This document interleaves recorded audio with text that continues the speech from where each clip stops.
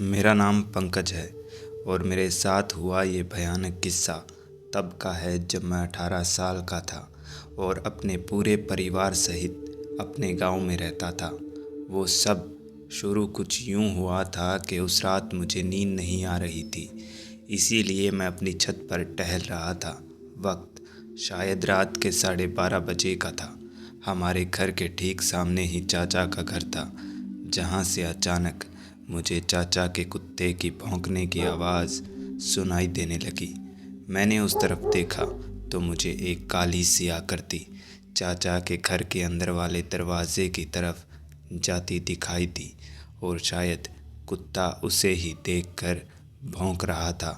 अर्धरात्रि के इस समय चाचा के घर में दाखिल हुई उस आकृति को मैं गौर से देखने की कोशिश करने लगा, लेकिन शायद अंधेरे की वजह से या वो आकृति थी ही कुछ ऐसी, मुझे नहीं मालूम, लेकिन मैं उसे अच्छे से देख नहीं पा रहा था।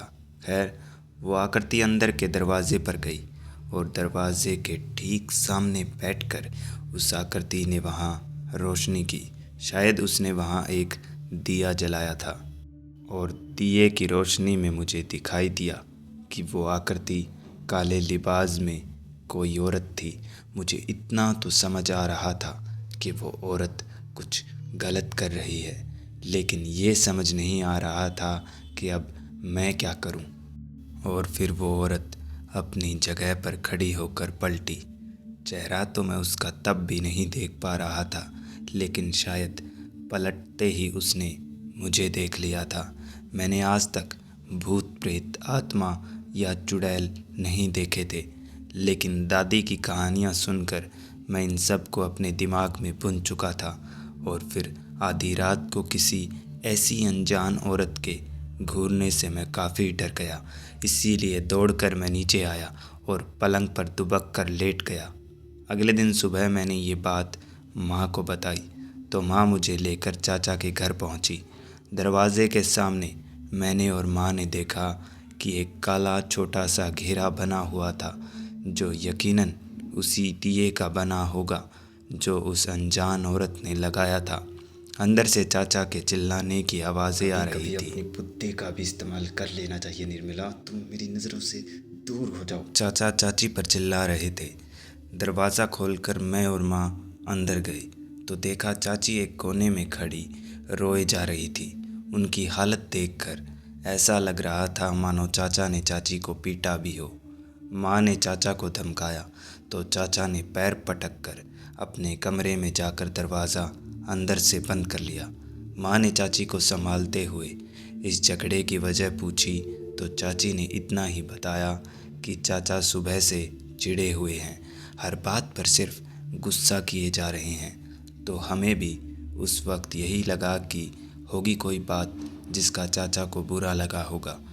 लेकिन इस सब के बीच न तो मैं और न ही माँ कल रात वाले किस्से के बारे में चाचा या चाची से कुछ बात नहीं कर पाए।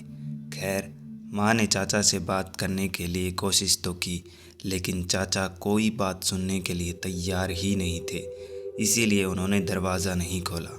माँ ने चाची से कहा कि उनका गुस्सा ठंडा होने पर वो अपने आप दरवाज़ा खोल देंगे, तुम चिंता मत करो। इतना बोलकर मैं और माँ वापस अपने घर आ गए।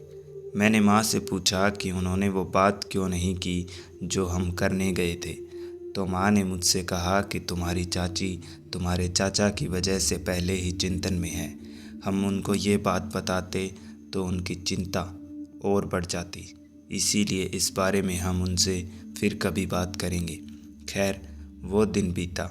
रात को मैं, पिताजी और माँ खाना खाने बैठे ही थे कि तभी दरवाजे पर एक ज़ोरदार दस्तक शुरू हुई। ऐसी दस्तक मानो जैसे दस्तक करने वाला या तो काफ़ी डरा हुआ था या फिर बहुत जल्दी में था। माँ ने उठकर तुरंत दरवाज़ा खोला। अंदर बुरी तरह हाँफती हुई चाची दाखिल हुई। शायद वो अपने घर से हमारे घर तक दौड़ लगा कर आई थी। चाची ने अंदर आकर पिताजी से कहा कि पंकज के चाचा ने सुबह से अपने आप को अपने कमरे में बंद किया हुआ है और अब खाना देने के लिए जब मैंने उनका दरवाज़ा खटखटाया तो वो एक डरावनी आवाज़ में मुझसे बोले कि वो मुझे मार डालेंगे अगर मैं उनके पास गई तो। चाची की ये बात सुनकर पिताजी और माँ चाची के साथ उनके घर के लिए निकले और पीछे पीछे मैं भी। घर पहुंचकर पिताजी ने काफ़ी बार चाचा के कमरे का दरवाज़ा खटखटाया और चाचा को पुकारा, लेकिन अंदर से कोई आवाज़ नहीं आई। इसीलिए आखिर में पिताजी दरवाज़ा तोड़ने की ठानते हैं। 3-4 बार ज़ोर ज़ोर से धक्का मारकर पिताजी ने दरवाज़ा तोड़ने की कोशिश की और अंदर की कुंडी टूट भी गई। दरवाज़ा टूटते ही हम सब ने देखा कि चाचा कमरे के बीचों बीच खड़े हमारी ही तरफ गुस्से भरी नज़रों से देख रहे थे। लेकिन चाचा की उन बड़ी बड़ी डरावनी आंखों के नीचे काले घेरे बने हुए थे। उन्होंने खुद के बालों और चेहरे को नोचा खरोचा था। हम सब ने चाचा का ऐसा रूप पहली बार देखा था। पिताजी ने 2 कदम चाचा की ओर बढ़ाए कि तभी चाचा एक अलग सी आवाज़ में हंसकर पिताजी को इतनी ज़ोर से धक्का मारते हैं कि पिताजी का सर दीवार से ज़ोर से टकराता है। हम पिताजी को संभालते इतनी देर में चाचा घर से बाहर भाग गए।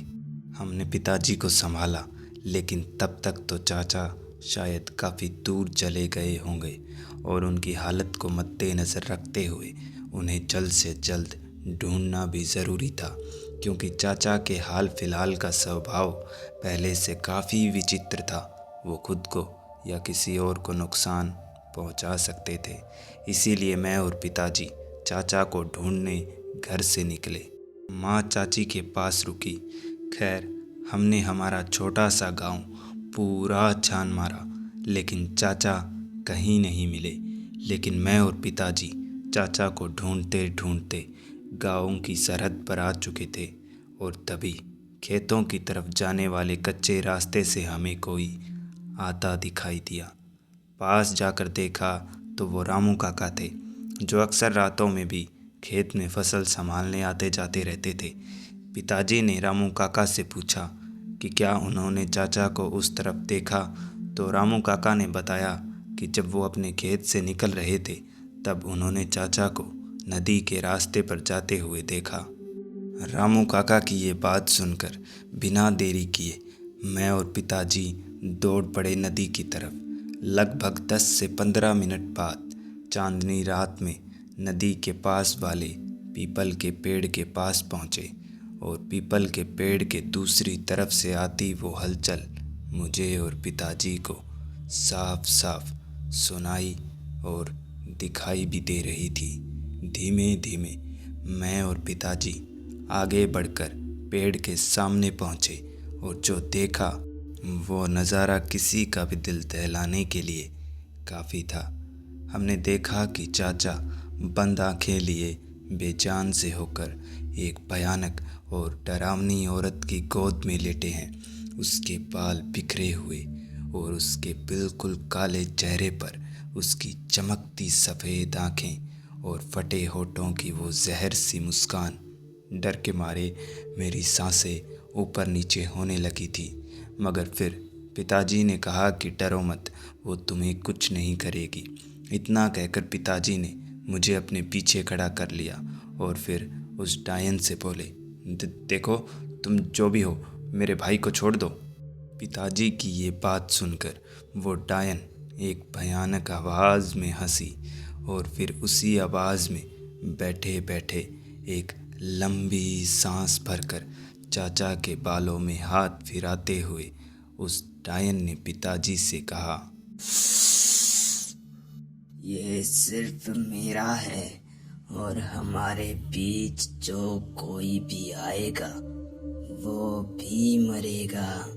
इतना बोलकर उस डायन ने गर्दन झुकाई और उसके बाल चाचा के चेहरे पर गिर रहे थे। मुझे लग रहा था कि पिताजी उसके साथ मुकाबला करेंगे, लेकिन पिताजी ने 2 कदम पीछे लिए और मेरा हाथ पकड़ वापस गांव की तरफ चल दिए।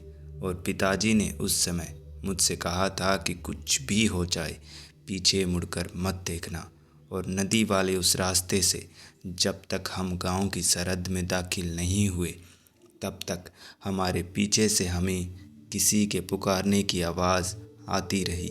शायद कोई चाहता था कि हम पलटकर पीछे देखें, लेकिन हमने ऐसा नहीं किया। खैर, हम गांव पहुंचकर एक घर के सामने गए जो मेरे लिए अनजान था। पिताजी ने आगे बढ़कर दरवाज़ा खटखटाया। अंदर से एक बूढ़ी सी सर्द सी आवाज़ आई, कौन है, इतनी रात गए? पिताजी ने अपना परिचय दिया तो अंदर से कुंडी खुलने की आवाज़ हुई और दरवाज़ा खुला। अंदर से एक बहुत ही बूढ़े इंसान 2 कदम बाहर की ओर बढ़ाते हुए नजर आए। उन बुज़ुर्ग बाबा ने पिताजी से पूछा, मैं जानता हूँ तुम यहाँ क्यों आए हो, लेकिन अब मैं तुम्हारी कोई मदद नहीं कर पाऊँगा।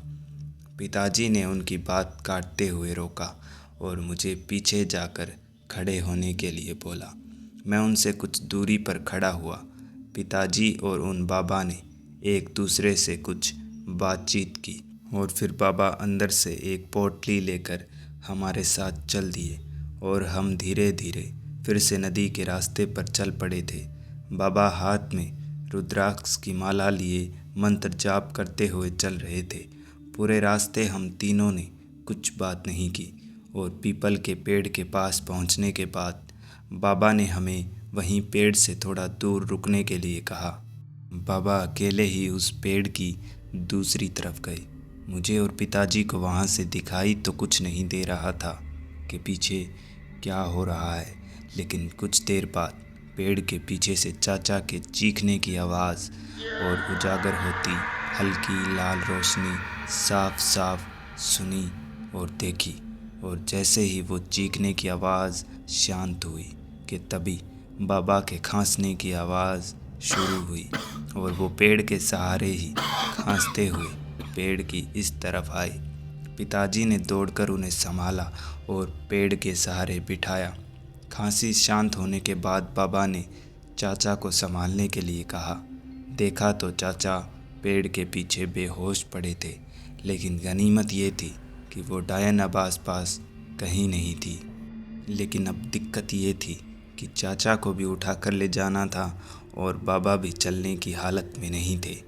पिताजी ने बाबा से कहा कि वो पहले उन्हें छोड़कर आते हैं, तो बाबा ने मना कर दिया। बाबा ने कहा कि मैं कुछ देर यहीं आराम करूंगा और फिर चला जाऊंगा, तुम अपने भाई को घर लेकर जाओ। पिताजी ने काफ़ी ज़िद की बाबा को घर छोड़ने की, लेकिन वो नहीं माने।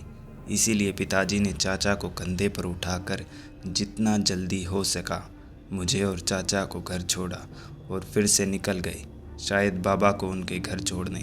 खैर, अगली सुबह तक चाचा होश में आ चुके थे, लेकिन उसी सुबह बाबा का भी देहांत हो चुका था। बाबा के अंतिम संस्कार पर आए उनके पुत्र, जिसे पिताजी घर लेकर आए, जो एक तंत्र साधक थे। शायद वो डायन अभी भी पूरी तरह से गई नहीं थी। खैर, उस रात वो साधक हमारे घर पर ही थे। उस रात मैं जल्दी ही सो गया था, लेकिन 12-1 बजे के आसपास दौड़ भाग और दरवाज़ा खुलने की आवाज़ से मेरी आँख खुली। उठकर देखा तो घर में कोई नहीं था। दरवाज़े पर आकर देखा, सब के सब चाचा के घर के दरवाजे के बाहर खड़े थे। उन्हें देखकर मैं भी वहाँ दौड़ा दौड़ा पहुँचा और पहुँचकर जो देखा वो देखकर मेरी रूह कांप गई। मैंने देखा कि वो साधक घर के अंदर ज़मीन पर बैठे थे और उनके सामने वही डायन बैठी कुछ बड़बड़ा रही थी और उनकी दाईं ओर बैठे चाचा ने उनके बीचों बीच जल रही लौ को उठाकर अपने मुंह में रख लिया और चाचा के मुंह में लौ रखते ही वो डायन पूरी तरह छटपटाने लगी, तड़पने लगी और करीबन 10 मिनट तक वो ऐसे ही तड़पती रही। वातावरण में डर का माहौल बन चुका था और तभी साधक ने मुट्ठी भर सिंदूर उस डायन पर फेंका और वो डायन सिंदूर के धुएं में छिप गई। उसका चीखना चिल्लाना भी शांत हुआ। सिंदूर जैसे ही हमारी नज़रों के सामने से हटा, वो डायन गायब हो चुकी थी। उस दिन के बाद चाचा के घर में कोई समस्या नहीं आई। 6 महीने बाद पिताजी ने मुझे बताया कि वो डायन इसी गांव की औरत थी जो पुरुषों को अपने वश में करके उनका इस्तेमाल करती थी। और मौत के बाद भी डायन बनकर उसने ये सब जारी रखा। वो डायन इतनी ताकतवर थी कि बाबा उसकी ताकत के सामने टिक नहीं पाई और उनकी मौत हो गई। लेकिन उनके सुपुत्र ने उस डायन को हमेशा हमेशा के लिए ख़त्म कर दिया था।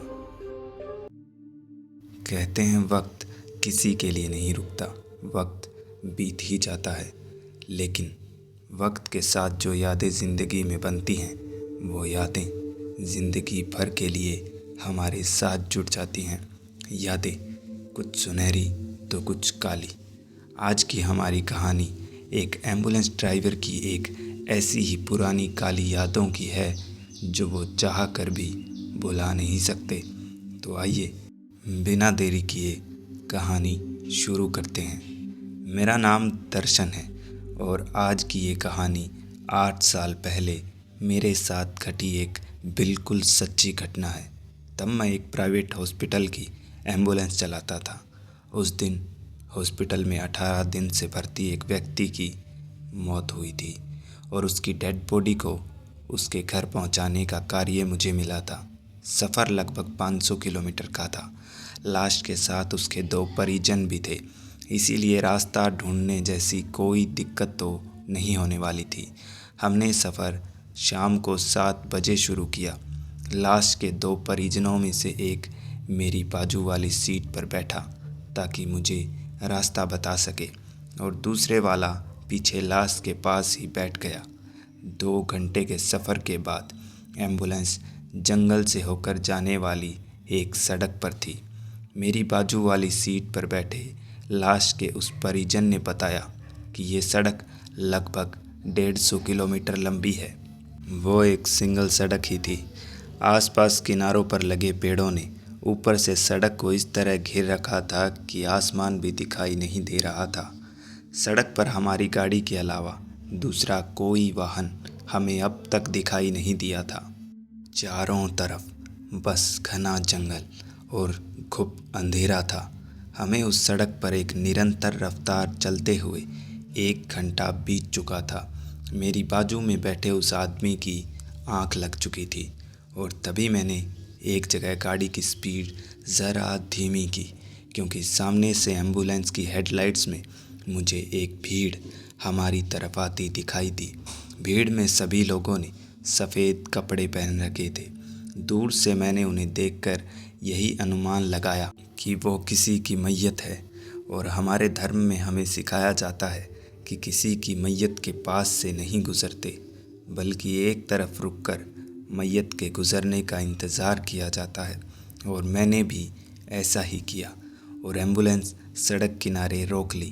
तब तक भी वो मैयत गाड़ी से कुछ दूरी पर ही थी।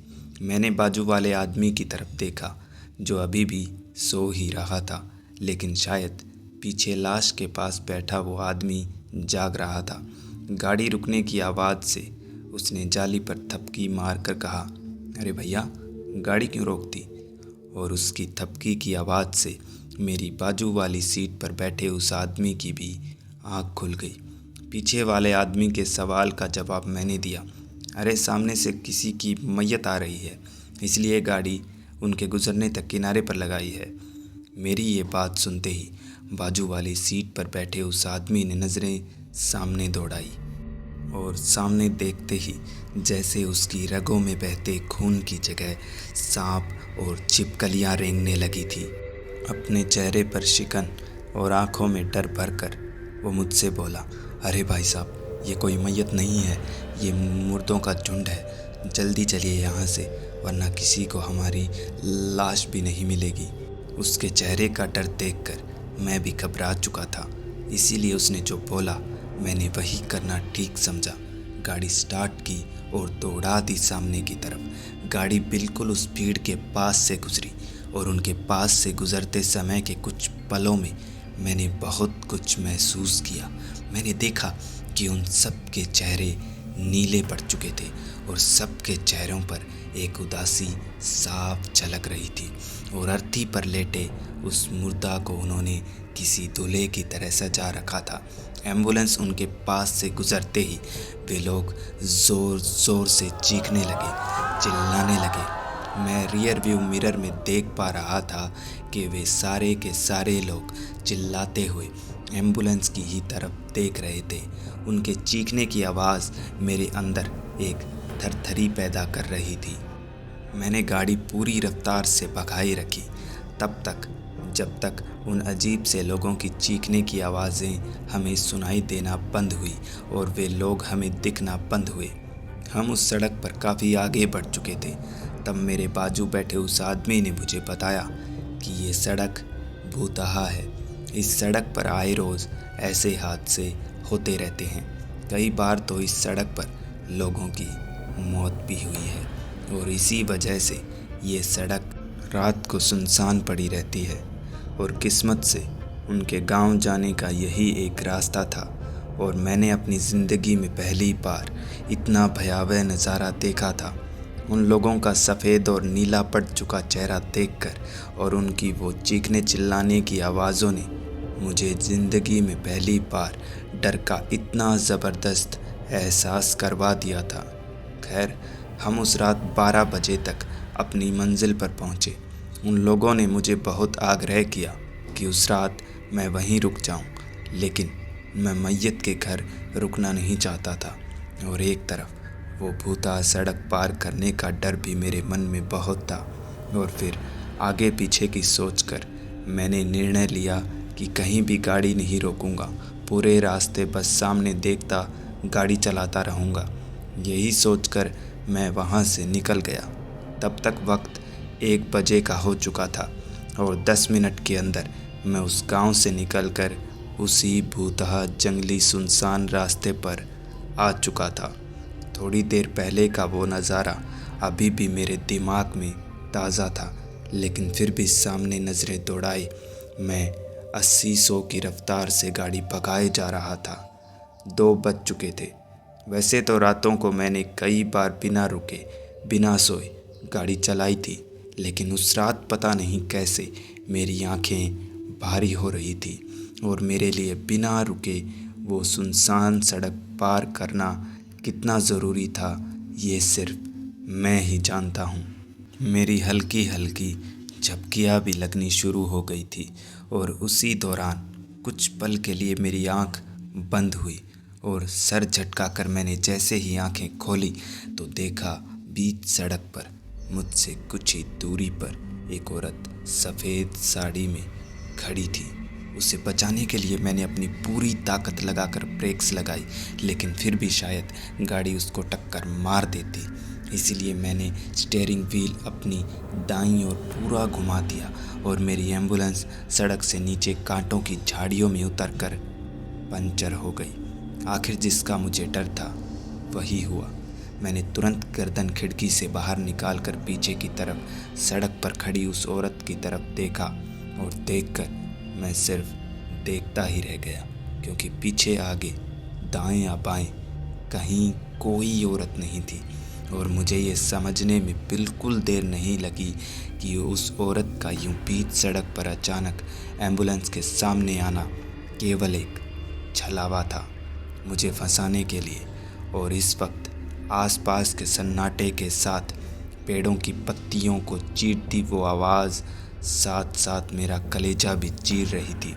सारी खिड़कियां बंद करके मदद न मिलने तक अंदर ही बैठकर इंतज़ार करने के अलावा मेरे पास और कोई चारा नहीं था। इसीलिए सारी खिड़की दरवाजे बंद करके मैं अंदर बैठा बैठा मदद का इंतज़ार करने लगा। जंगल से आती वो धीमी धीमी उल्लुओं की आवाज़ मेरे डर में 2 गुना 3 गुना इजाफा कर रही थी। इसीलिए अपने डर को ज़रा कम करने के लिए मैंने एक बीड़ी जलाई और बीड़ी का कष्ट भरते हुए धुआं छोड़ने के लिए मैंने खिड़की का कांच ज़रा सा नीचे किया और फिर धुआं छोड़ा। और तभी धुएं के आर पार मुझे हल्की धुंधली सी एक आकृति दिखी जिसने खिड़की पर दस्तक की। इस वक्त इस सुनसान रास्ते पर कोई इंसान तो नहीं हो सकता था और इसी एक ख्याल ने मुझे अंदर तक झकझोर दिया था।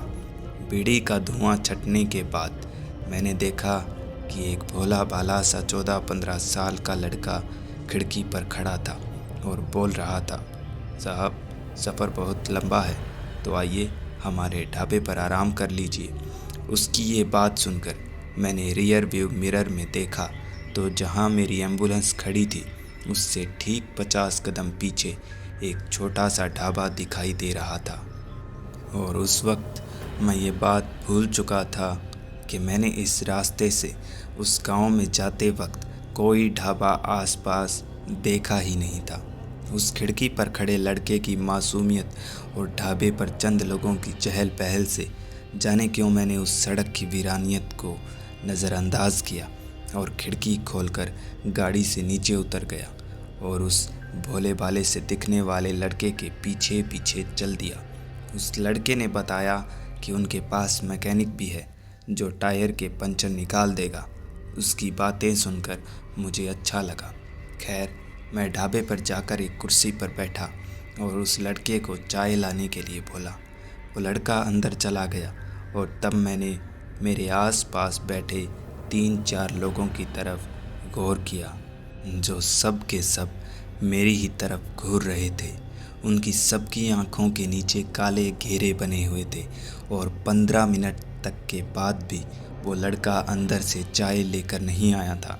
और वहाँ बैठे बैठे ही न चाहते हुए भी मेरी आंखों में नींद छाने लगी थी और मेरी आंखें कब लगी मुझे पता ही नहीं लगा। मेरी आंख खुली तब मुझे सामने जलती आग और मेरे आसपास सफ़ेद कपड़ों में कई सारे लोग खड़े दिखाई दे रहे थे और मैं पेड़ के सहारे ज़मीन पर बैठा था और देख रहा था कि उन सब लोगों के बदन ऐसे सूखे थे मानो खून का एक कतरा उनके बदन में न हो। वे सब के सब लोग अपना डरावना चेहरा लिए सामने खड़े मेरी ही तरफ देख रहे थे।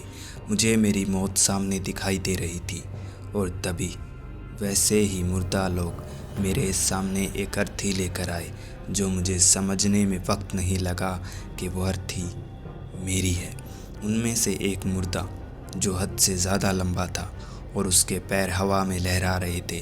वो आदमी हवा में लहराता हुआ धीमे धीमे मेरी तरफ बढ़ने लगा और मुझसे कुछ दूरी पर आकर एकदम से रुककर मेरे गले की तरफ फटी आंखों से देखने लगा, ऐसे मानो जैसे मुझे डराने वाला खुद मुझसे डर गया।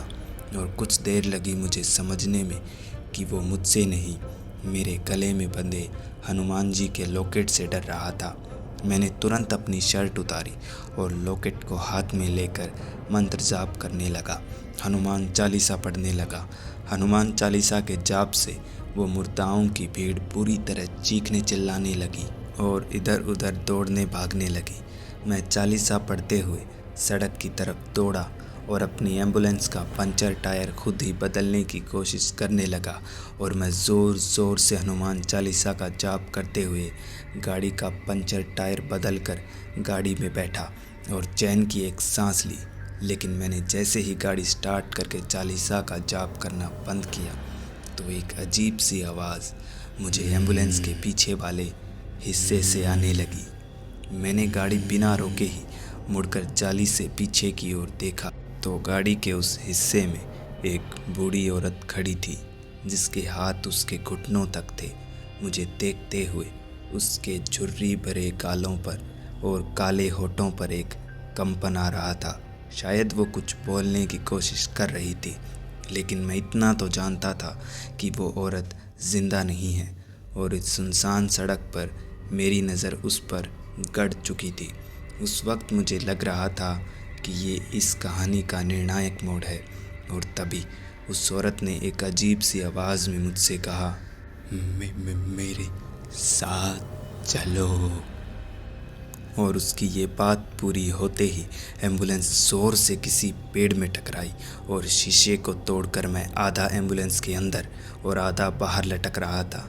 इतने ज़ोर के झटके और शीशे के टुकड़े बदन पर घुसने की वजह से मुझे काफ़ी चोटें आई थी और धीमे धीमे मेरी आंखें बंद होती जा रही थी और उन्हीं बंद होती आंखों से मैंने देखा कि मुर्दा लोगों का वही झुंड धीमे धीमे सामने से मेरी ओर बढ़ रहा था और वो मुझसे कुछ ही दूरी पर थे जब मैं पूरी तरह बेहोश हो गया। मेरी आंख खुली तब मैं हॉस्पिटल में था। पुलिस की पेट्रोलिंग टीम की नज़रों में आकर मेरी जान बची थी। कुछ दिन लगे मेरे शरीर के ज़ख्मों को ठीक होने में, लेकिन काफ़ी दिनों तक उस हादसे की यादों ने मुझे बीमार रखा। मैंने एक बाबा को दिखाया। उन्होंने मुझे बताया कि उस दिन मेरी मौत पक्की थी। मैं बचा बस एक ही वजह से, क्योंकि मेरे गले में बालाजी का लॉकेट था। बाबा ने मंत्र जाप करके एक और धागा मेरे हाथ पर बांधा। उसके बाद से मेरा मन हल्का होता गया और कुछ दिनों में मैं बिल्कुल ठीक हो गया। लेकिन उस हादसे के बाद मैं कभी एम्बुलेंस नहीं चला पाया। इंतज़ार इंसान को अंदर से बेचैन करता है, और अगर डर के साथ इंतज़ार हो आने वाले खतरे का, तो वो इंतज़ार किसी भी इंसान को मौत का एहसास जीते जी करवा सकता है। उस दिन हमारे घर में भी कुछ ऐसा ही माहौल था। मेरा नाम अंकित है और ये घटना तब की है जब मैं 11वीं कक्षा में गांव के सरकारी स्कूल में ही पढ़ता था। सर्दियों का मौसम था, इसीलिए स्कूल सुबह देरी से लगता और शाम को देरी से ही छुट्टी होती। उस दिन मैं स्कूल से घर आया। अक्सर मेरी बूढ़ी दादी मुझे दरवाज़े पर ही बैठी मिलती, मगर आज दादी दरवाज़े पर नहीं थी। मैं घर में दाखिल हुआ। घर में दाखिल होते ही मुझे एक महक का एहसास हुआ, जो शायद धूप और अगरबत्तियों की महक थी। मैं सीधा पूजा घर के सामने पहुंचा। इस वक्त शाम के 4 बजे थे और दादी पूजा घर में बैठी पूजा कर रही थी। इस वक्त पूजा करने की वजह मैं दादी से ज़रूर पूछता, लेकिन उन्हें बिल्कुल पसंद नहीं था कि पूजा के समय उनसे कोई बात करे। खैर, मैं वहाँ से मुड़ा और जब अपने स्कूल बैग को उसकी जगह पर रख रहा था, तब मुझे रसोई से कुछ बर्तन हिलने की आवाज़ आई। दादी पूजा घर में थी और माँ और पिताजी इस वक्त खेतों में होते हैं, तो रसोई में कौन है, यही देखने के लिए मैं रसोई तक गया और देखा रसोई में माँ थी और वो आटा गूंथ रही थी, और वो भी इतनी जल्दी। खाना अक्सर अंधेरा होने के बाद ही बनता, लेकिन उस दिन इतना जल्दी क्यों, यही सवाल मैंने माँ से पूछा। तो हड़बड़ा कर उन्होंने मुझसे कहा कि आज रात को खेतों में काम है, इसीलिए वो जल्दी खाना बनाने घर आई है। लेकिन बाबा घर नहीं आए थे और अक्सर वो एक बार तो शाम के समय घर आते ही थे, चाहे फिर कितना भी काम हो। वो एक बार आकर तो मुझसे और दादी से मिलकर जाते थे। मैंने माँ से जब पूछा कि बाबा क्यों नहीं आए, तो उन्होंने कहा कि आज वो घर नहीं आएंगे, तुम चुपचाप जाकर पढ़ाई करने बैठो। माँ का ये बर्ताव मुझे ज़रा अजीब लगा। उनके चेहरे पर एक चिंता झलक रही थी, शायद काम की टेंशन होगी। यही सोचकर मैं कपड़े बदलने चला गया और कपड़े बदल कर बाहर खेलने निकल गया और वापस घर आया। तब तक शाम के 7 बज चुके थे और अंधेरा भी हो चुका था, और मेरे घर में दाखिल होते ही एक बार फिर से मैंने वही महक महसूस की जो पूजा घर से आ रही थी। मैंने वहाँ जाकर देखा तो पाया दादी अभी भी पूजा घर में वैसे ही मंदिर के सामने बैठी थी जैसे कुछ घंटों पहले, और अब तो उनके बाजू में माँ भी बैठी थी, जो मंदिर की तरफ हाथ जोड़कर बोल रही थी, हे भगवान, आपका ही सहारा है, आप ही बचाइए उनको। ये बात सुनते ही मेरा माथा ठनका और मेरे मन में एक ही ख्याल आया कि बाबा किसी मुसीबत में हैं, और इसीलिए पूजा घर में अंदर की तरफ कदम रखते हुए मैंने माँ से पूछा, बाबा को क्या हुआ है माँ? मेरे इसी सवाल के साथ माँ को पता चला कि मैं वहाँ मौजूद था, और तभी अपनी जगह से खड़ी होते हुए माँ ने मुझसे कहा, नहीं नहीं, कुछ नहीं, कुछ भी तो नहीं हुआ है। और इतना बोलकर वो मेरे पास से गुज़र कर पूजा घर से बाहर निकल कर आ गई और दादी तब भी वैसे ही हाथ जोड़कर बैठी रही। लेकिन मैं इतना तो समझ चुका था कि मुझसे कुछ तो छुपाया जा रहा है। खैर, मैं पूजा घर से बाहर आया। माँ 2 थालियों में खाना परोस रही थी। खाना परोस कर माँ ने मुझे और दादी को खाना खाने के लिए आवाज़ लगाई और तब दादी पूजा घर से उठकर बाहर आई। दादी के चेहरे पर एक टेंशन और दुख साफ झलक रहा था। मैं जानता था कि मेरे किसी भी सवाल का जवाब दादी या माँ बिल्कुल नहीं देने वाली। खैर, मैं दादी के साथ खाना खाने बैठा, लेकिन माँ तब भी दरवाजे की तरफ बार बार डरी सहमी सी देख रही थी। उनके माथे पर इस ठंडे मौसम में भी पसीना आ चुका था। उनको देखकर ऐसा लग रहा था मानो वो किसी के इंतज़ार में है।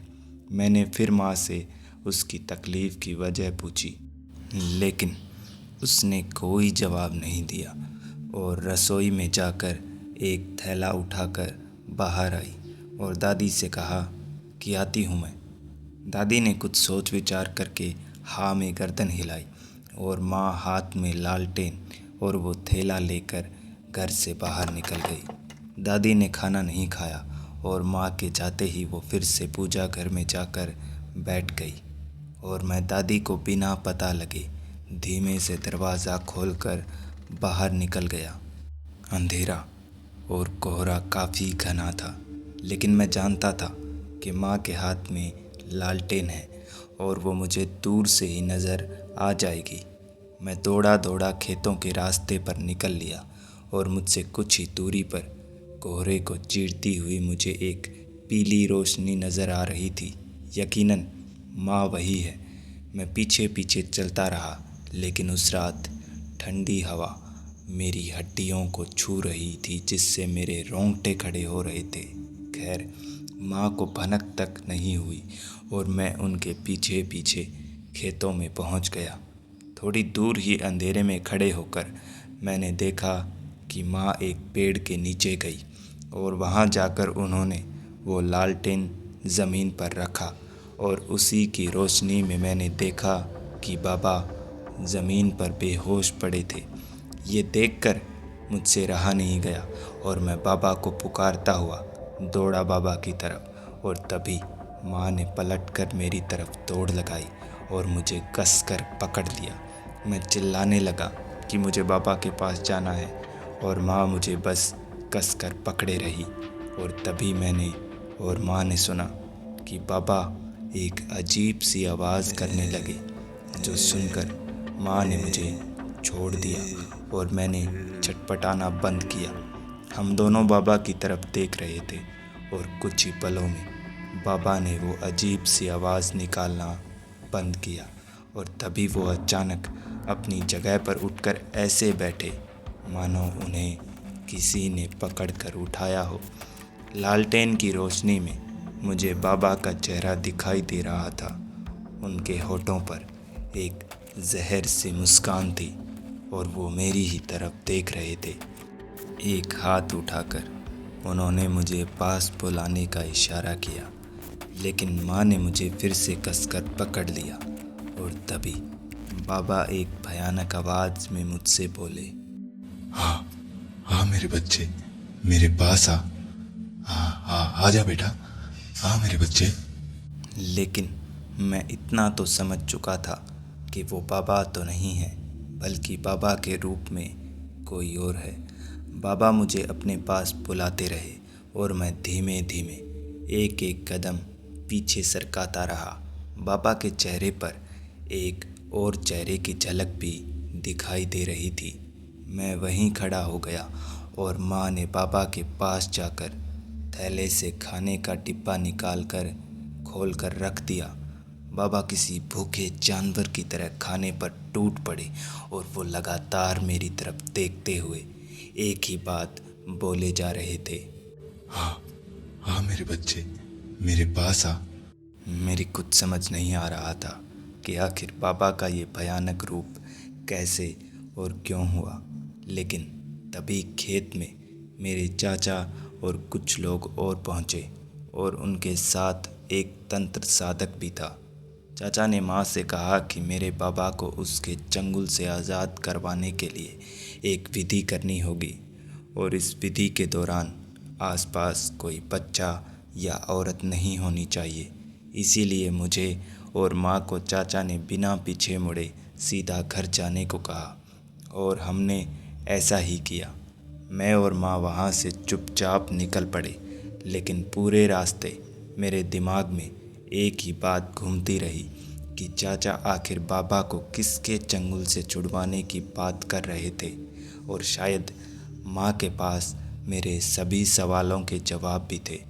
खैर, हम घर पहुँचे, दरवाज़ा खोलकर घर के अंदर घुसे और घुसते ही एक अजीब सी आवाज़ हमें पूजा घर से आती सुनाई दी। यकीनन वो आवाज़ दादी की ही थी।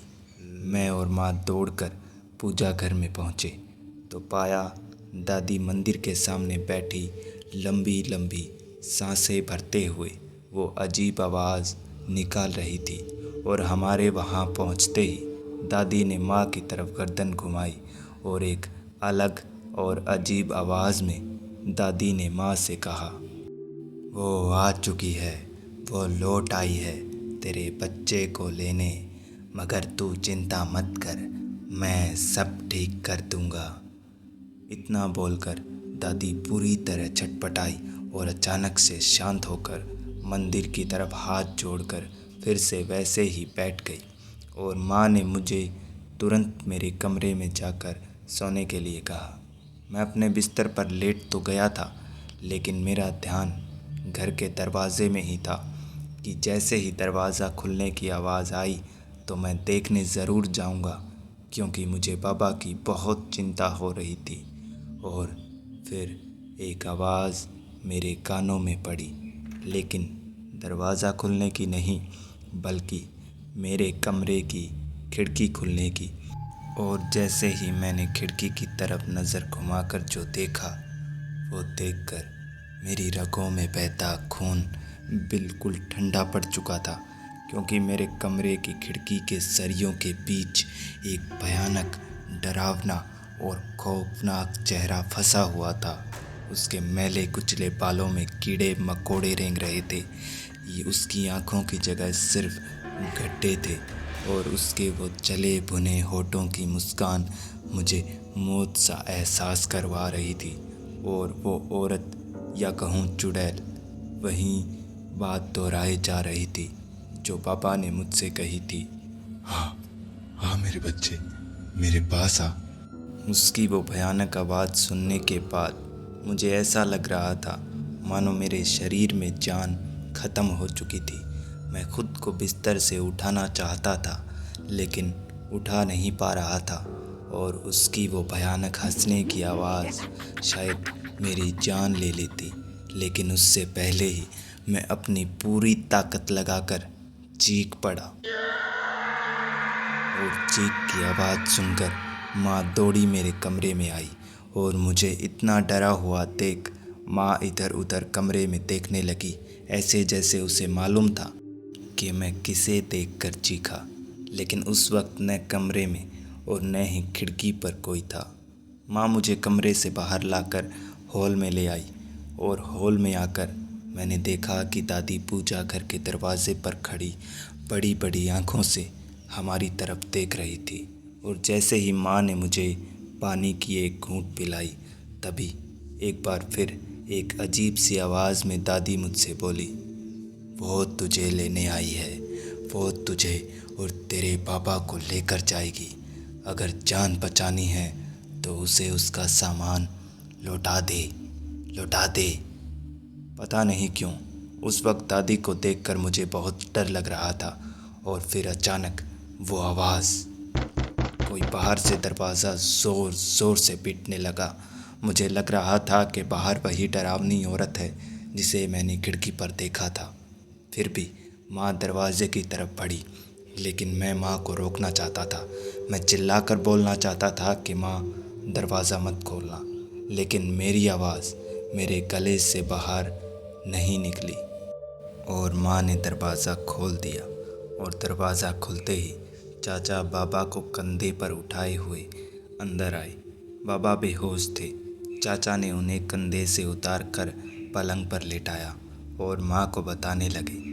तांत्रिक ने उसका असर भैया से हटा दिया है, लेकिन तांत्रिक ने कहा है कि वो लौट कर आएगी और किसी न किसी को साथ लेकर जाएगी। उसे कुछ चाहिए, वो उसे लौटाना होगा। चाचा की ये बात ख़त्म होते ही मैं अपने आप को रोक नहीं पाया कि आखिर कौन है वो जो बाबा की जान के पीछे पड़ा है।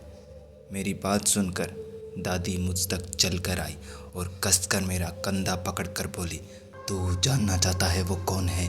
तो सुन, वो तेरे पापा की बहन है जो काफ़ी साल पहले बीमारी ग्रस्त होकर मर गई। इन्होंने उसे खेत में दफना दिया, लेकिन उसकी आत्मा को शांति नहीं मिली और उसकी संगत बुरी आत्माओं के साथ है। इसी वजह से वो तुझे या तेरे पापा को मारने आई है। और अगर खुद को और तेरे पापा को बचाना चाहता है तो जा खेत में अकेले जा, उसी पेड़ के पास वो वहाँ आएगी, तभी उस पर उसी की कोई चीज़ फेंक देना, उसकी आत्मा की शुद्धि हो जाएगी। दादी की ये बात पूरी होते ही माँ ने दादी से कहा, नहीं नहीं, ये नहीं जाएगा। कहो तो मैं चली जाऊंगी, लेकिन ये नहीं जाएगा। दादी फिर बोली, इसे ही जाना होगा, वो भी अकेले। मैं इसकी रक्षा करूंगा, इसे कुछ नहीं होने दूंगा। माँ कुछ बोलने ही वाली थी, लेकिन उन्हें रोकते हुए मैं दादी से बोला, ठीक है तो मैं जाऊंगा, लेकिन वो चीज़ क्या है जो मुझे उस पर फेंकनी है? दादी जवाब में वापस पूजा करके अंदर गई और कुछ पलों बाद लौट कर आकर मेरे हाथ में एक कंगन रख कर बोली, जा, यही वो चीज़ है और डरना मत, मैं तेरे साथ हूँ। और मैं घर से निकलने के लिए तैयार था, लेकिन माँ मुझे रोकना चाहती थी। लेकिन दादी के कहने पर माँ ने मुझे जाने दिया और सर्द रात के घने कोहरे और गुप अंधेरे में मैं उस कच्चे रास्ते पर निकल पड़ा। ठंड बहुत लग रही थी, लेकिन उस वक्त मैं अपने आप से कोई शिकायत नहीं कर सकता था। गांव से निकलने के बाद उस रास्ते पर मुझे ठीक मेरे पीछे कदमों की आहट सुनाई दे रही थी, लेकिन मैंने पीछे मुड़कर नहीं देखा, क्योंकि जिस औरत को मैंने अपने कमरे की खिड़की पर देखा था, उसे दोबारा देखने की मुझ में बिल्कुल हिम्मत नहीं थी और इसीलिए मैं निरंतर सामने देखता हुआ खेतों की तरफ चलता रहा। वो कदमों की आहट भी मेरे पीछे पीछे आती रही। जैसे जैसे मैं खेत के नज़दीक पहुंच रहा था, वैसे वैसे मेरे दिल की धड़कनों की रफ्तार बढ़ रही थी और फिर मैं खेत पहुंच गया। मुझे वो पेड़ सामने दिखाई दे रहा था, जिसकी तरफ देखकर मेरा गला सूख रहा था, क्योंकि मुझे बिल्कुल अंदाज़ा नहीं था कि आगे क्या होने वाला है। मैं धीमे धीमे पेड़ की तरफ बढ़ने लगा और मेरे बढ़ते कदमों के साथ आसपास पूरे वातावरण में एक मौत सा सन्नाटा फैल गया और शायद उस वक्त मैं पेड़ से 5 कदम ही दूर होऊंगा जब पीछे से मुझे किसी ने पुकारा, अंकित। मैं जानता था कि वो आवाज़ किसकी है। मैंने मुड़कर देखा, पीछे माँ खड़ी थी। शायद उसे मेरी चिंता हुई होगी, इसीलिए मेरे पीछे पीछे आ गई। लेकिन कुछ तो अजीब था, क्योंकि माँ के चेहरे पर कोई भाव नहीं था और उसका चेहरा सफ़ेद पड़ चुका था। वो माँ नहीं थी, बल्कि माँ के रूप में कोई और था और मेरा शक यकीन में भी बदल गया जब मैंने उसके पैर हवा में लहराते हुए देखे। मैं 2 कदम पीछे हटा और उसने मुझसे कहा, आओ बेटा, मेरे पास आओ। अपनी माँ के पास नहीं आओगे? तुम मेरी माँ नहीं हो। मेरी ये बात सुनकर उसके चेहरे पर एक हल्की मुस्कान छाने लगी और धीरे धीरे वो अपने असली रूप में आने लगी। वही रूप जो मैंने अपने कमरे की खिड़की पर देखा था। मैले कुचले बाल, आँखों की जगह काले गड्ढे और काले और कटे हुए होठों की वो जहर सी मुस्कान, और वो धीमे धीमे मेरी तरफ बढ़ने लगी। डर, मौत, दुख, भय, शायद सब कुछ मुझे एक साथ नज़र आ रहा था, लेकिन मैं ये भी जानता था कि मुझे करना क्या है। लेकिन उसके लिए मेरा उसके पास जाना ज़रूरी था, और वो मुझसे कुछ दूरी पर ही रुक गई और मुझसे बोली, मेरे बच्चे, मेरे साथ चल, मैं तुझे हमेशा खुश रखूंगी। और मैंने जवाब में कहा, मैं तैयार हूँ तुम्हारे साथ चलने के लिए। मेरी ये बात सुनकर वो ज़रा सा मुस्कुराई और अपना जला कटा हाथ मेरी तरफ बढ़ाकर 2 कदम मेरी तरफ बढ़ाए और 2 कदम मैंने उसकी तरफ बढ़ाए और अपनी बंद मुट्ठी उसके हाथ में रख दी। उसकी रहस्य भरी मुस्कान से लग रहा था कि अब वो अपनी जीत सुनिश्चित कर चुकी है। तभी मैंने अपनी बंद मुट्ठी खोलकर उसके हाथ में वो कंगन रख दिया, और वो भयानक औरत एक बार मुझे और एक बार कंगन को देख रही थी, और उसकी आंखों की जगह जो काले गड्ढे थे उनमें से पानी निकलने लगा। वो ज़मीन पर बैठकर उस कंगन को चूमने लगी, कभी सीने से लगाने लगी। कुछ देर ऐसा करने के बाद उसने मुझसे कहा, जा, घर जा। आज के बाद मैं तेरे परिवार को परेशान नहीं करूंगी। और मैं वहाँ से सीधा दौड़ा दौड़ा अपने घर पहुँचा। माँ दरवाजे पर खड़ी मेरा इंतज़ार कर रही थी। ठंड में मेरे हाथ पैर जम चुके थे, इसीलिए माँ ने अंगीठी में आग जलाई। मैं, माँ और दादी आग के पास हाथ सेकने लगे। खेत में जो कुछ भी हुआ वो दादी को सब कुछ पता था, और ऐसा इसीलिए क्योंकि दादी जी पर हमारे कुलदेव की असीम कृपा थी, और वही थे जिन्होंने दादी के रूप में मेरी इतनी मदद की। खैर, कुछ ही दिनों में बाबा बिल्कुल ठीक हो गए और हम सब फिर से अपनी सामान्य ज़िंदगी में लौट गए। लेकिन उस औरत का वो चेहरा और उसके हाथ का वो जाना पहचाना सा स्पर्श मुझे आज भी ताज़ा महसूस होता है।